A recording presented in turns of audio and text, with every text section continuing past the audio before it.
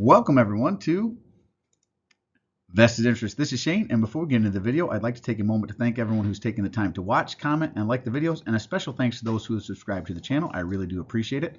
The channel continues to grow because of people like you, and if you are new here on this channel, we cover dividend growth investing, portfolio updates like the one here today. That's what this video is about, as well as a stock pick of the day series Monday through Thursday. That way we're looking at stocks throughout the week to see which ones have pulled back or that we're looking for to pull back and see if we can find value in this market. If you are a dividend growth investor and haven't joined the channel yet, go ahead and hit that subscribe button down below. Anytime you feel that you get value out of the video, hit that thumbs up or like button and subscribe to the channel. It really does help out a small YouTube channel like myself grow, so really do appreciate that. There is also a Webull link for anyone who has not started their investing journey. Come on over and join us on this journey to financial freedom. You can use that link down below as well. If you put some money into the Webull link and use that as your brokerage account, you'll get some free stocks. I'll get some free stocks. It is a way to help out the channel. But again, dropping a comment down below, let me know what you think of the video. That really helps out as well. So a lot of activity in the portfolio, just like there was in the market. Fed raised rates again by another 0.25%. So I think it's 4.75 to 5% currently. It's supposed to be one more rate coming up. I know a lot of people are thinking that the Fed's going to pivot or stop raising rates. I do not think that's going to happen. I've been saying that for a while until inflation comes down significantly. Their whole goal is to get inflation under control. They've already stated that they're willing to have higher employment, 4.5 to 5%. I think they'd be comfortable within the unemployment range, and it's currently at 3.6. So they can go up with the unemployment as well as up with the rates to get inflation under control, and I think they're going to continue to do that, even if it causes some continued stress in the banking system, which we've seen the last couple of weeks now anyway. A couple of different banks here in the U.S. have collapsed, and a couple others across the pond here over in England are also having trouble. But let's get back to the portfolio update here. We added $1,989 to the portfolio, and if you have watched my videos, you'll note that I had some concerns about Prudential Financial. There was a bit of a bounce this week. It jumped back up into the 80s, so I took the opportunity, to sell that position and reallocate those funds across the portfolio. So we did have one position we completely sold out of. So let's jump in, take a look at that, see where we reallocated those funds, where we allocated the new capital to, any dividends paid out, and we have added options. I am playing around with some options to try to generate some additional cash during these turbulent times to be able to invest more into the market. So let's jump right in. So I did cover it last week, but the Cisco call, CSCO is the ticker for Cisco. We had a call that closed out on Friday, right? See, it expired. It was a call at $51 strike price. It never got to the $51, so I made 39 cents per share on 100 shares. I think it was after they charged me some fees at Ally. I think it was like $34 we were able to put back into the portfolio, but we kept the shares. So if it expires out of the money like this, where it never reaches the strike price, you just keep your shares. You keep the $34.50 I think it was. I think it's $4.50 was what I paid to do this. So I got to keep the shares. I also got to keep that $34.50. So that's like another dividend payout from Cisco by using the options that way, right? So that closes out that position, but I did open two new calls, and I think I mentioned it last time. What I'm doing here is I'm looking at positions in my portfolio that I'm currently up. I'm currently up about a little over 2% on HPQ, ticker HPQ here, and Kraft Heinz, ticker KHC. Hewlett Packard is HPQ, and Kraft Heinz Company is ticker KHC. So we did a sold to open call for both of these. Again, we made $77.90 in options. We'll look at the Kraft Heinz call first, KHC here.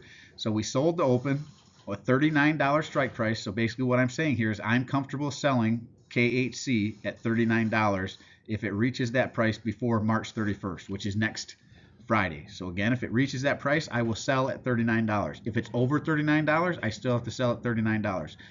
If it's under $39 at that time, then I don't sell the position. I just hold it and I collect this $27.45. So you'll see here it's 28 cents per share equaled $27.45. So I paid this 5 cents, or so I guess it's only a 5 cent fee. So I paid this 5 cent fee, right? Same thing similarly here. HPQ, we sold the open, so a covered call, that's 100 shares. So both of these are covering 100 shares. That means you have to have at least 100 shares in your portfolio to be able to do this. And then those were at $29. So if HPQ, hits $29 by April 6th, that's the strike price, $29. If it hits $29 or higher by April 6th, I have to sell it at $29.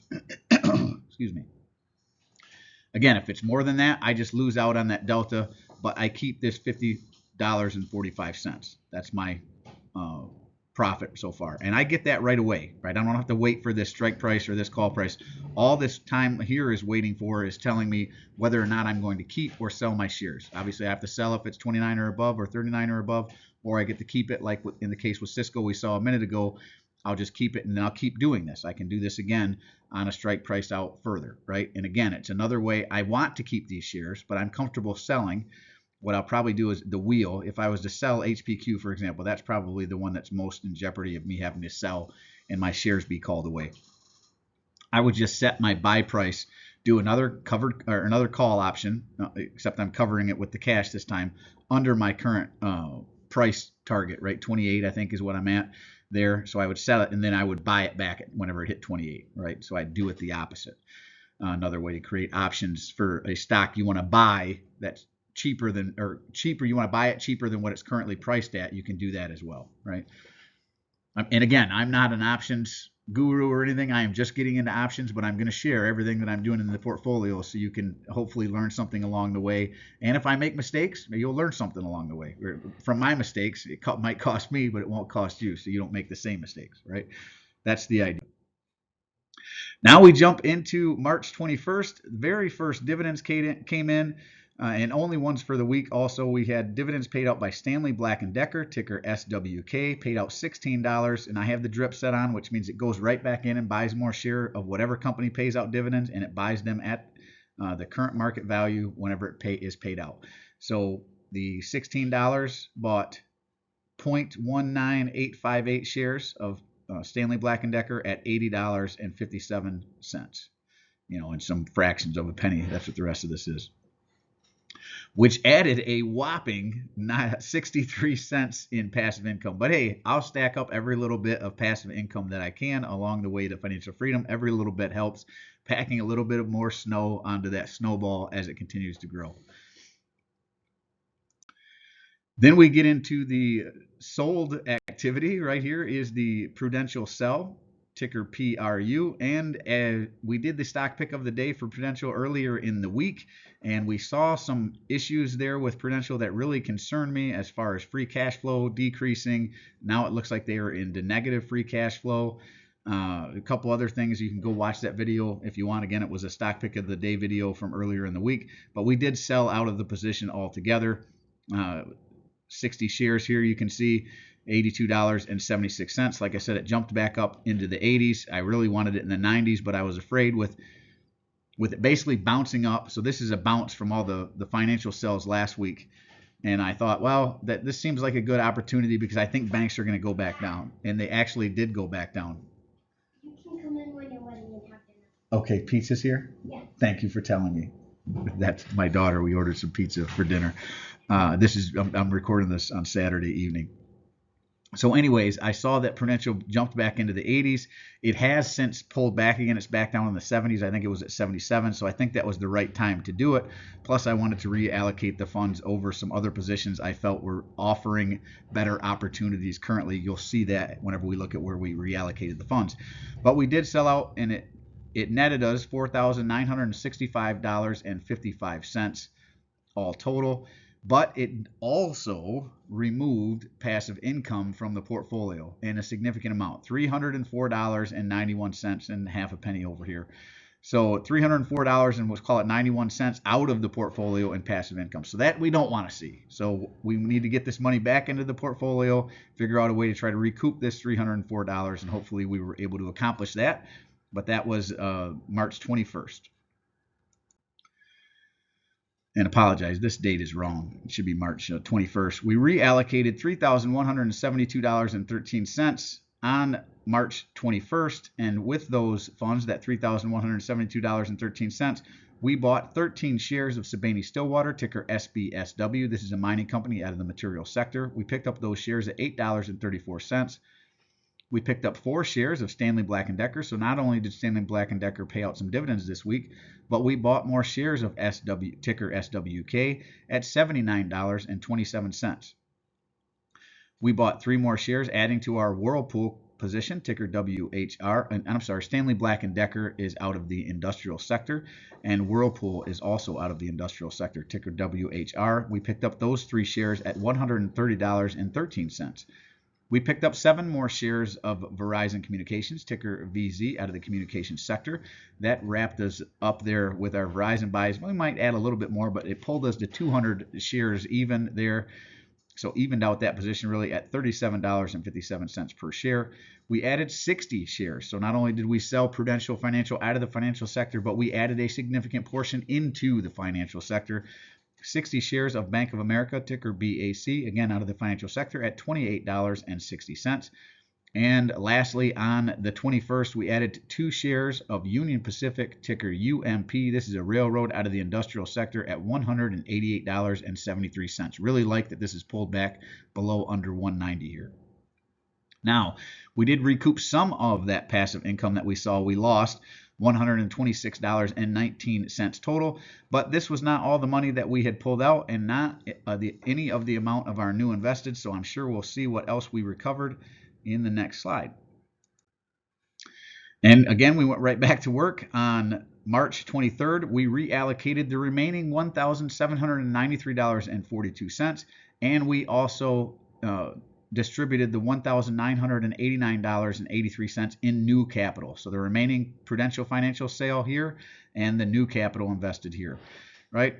And what did we do with those funds? We bought 2 more shares of Leggett & Platt, ticker LEG. This is out of the consumer discretionary sector at $30.42 per share. We added 14 more shares of Medical Properties Trust, ticker MPW, at $7.28. We added 10 more shares of Siboney-Stillwater, ticker SBSW, and this is that same company out of the mining sector. Medical Properties Trust is a REIT out of the real estate sector, and we added those Siboney-Stillwater shares at $8.27. We went back to the financial sector. We added a significant chunk to our Ally Financial position, 40 more shares. We picked up those shares at $23.81 per share. Went back and added some more Whirlpool. They had pulled back even further. We saw on the previous page we bought 2 at $130. Well, this day on the 23rd, we bought 2 more at $126.14, and again out of the industrial sector. Back to the industrial sector, we added 2 more shares of Union Pacific and ticker UMP. And again, I think on the previous slide, we were picking them up at $188 per share. Well, here we picked them up even cheaper at $186.30 per share. We went back and added more Stanley Black & Decker, ticker SWK, also in the industrial sector. 6 more shares at $75.50 per share. We added 6 shares of Omega Healthcare Investors, ticker OHI. This is a REIT out of the real estate sector. We added those shares at $25.77. We added 8 shares of Owens Corning, ticker OC, out of the industrial sector as well, $92.34 per share there. We added 8 shares of Enbridge Inc., ticker EMB, out of the energy sector, $36.45. And back to the financial sector, we added 12 more shares of Bank of America, ticker BAC, kept on pulling back, and we got those shares at $26.91. And as I see red in the portfolio, I think I've mentioned it before, I am going to continue to add to my positions if the fundamentals of the stock haven't changed. If the fundamentals have changed, free cash flow is not looking the same, that negative PE, price to earnings isn't functioning right, anything that changes my initial buying opinion of the stock, right? My initial thesis of why I bought the stock. Why did I buy that? I thought it was a good company. All the numbers made sense. The PE was positive. The free cash flow was growing or at least flat. Now, if those things change and the free cash flow is going down, price to earnings is off, maybe they're look like they're in trouble financially, then it is time to pull the plug, put those funds somewhere else in safer positions, which is what we did here with the potential sale. Now, all total, the remaining reallocated funds here, as well as the new capital invested, added $187.32 to the portfolio. And if you like my content like this, go ahead, help me out, guys. Hit that like button down below. Share with anyone you think might find value. Drop a comment. Let me know what you think of the video. What did you do in your portfolio this week? And if you haven't done so already, hit that subscribe button down below. It doesn't cost you a thing, and it really does help me out. Now, all total, again, we had removed $304.91 and a half a penny from the sale of Prudential there, but we added back in with the reallocation plus the new capital, $313.51 for a difference of positive $8.59 and half a penny. So not killing it or setting the world on fire here, but at least we ended out on the other side with more passive income than we started the week, and that is the idea of a continually growing portfolio producing passive income, so one day we can live off the passive income provided by the positions within the portfolio and reach financial freedom. That is what it is all about. Now here we'll take a quick run through the sector allocations. I do believe in diversification, so this is how my pie is spread out by position. Over here you will see how it is spread out by sector and how much money is in each sector. Right, that's what I'm showing you here with these two, the pie and this breakdown here on the right. Communications is sitting at 9.81%. Consumer discretionary is sitting at 9.36%. Consumer staples is 6.53% of the portfolio. Energy is sitting at 8.45%. Financial sitting at 10.46%. Healthcare sitting at 9.16%. Industrials is sitting at 9.79%. Technology is sitting at 9.98%. Materials is sitting at 12.59%. Utilities, no utilities, still waiting for a big pullback there. And REITs and real estate is the biggest piece of the pie, currently sitting at 13.87% of the portfolio. No ETFs. I consider the overall portfolio ETF. If you want to pause it and look and see how much money is allocated to each sector, you can do that here.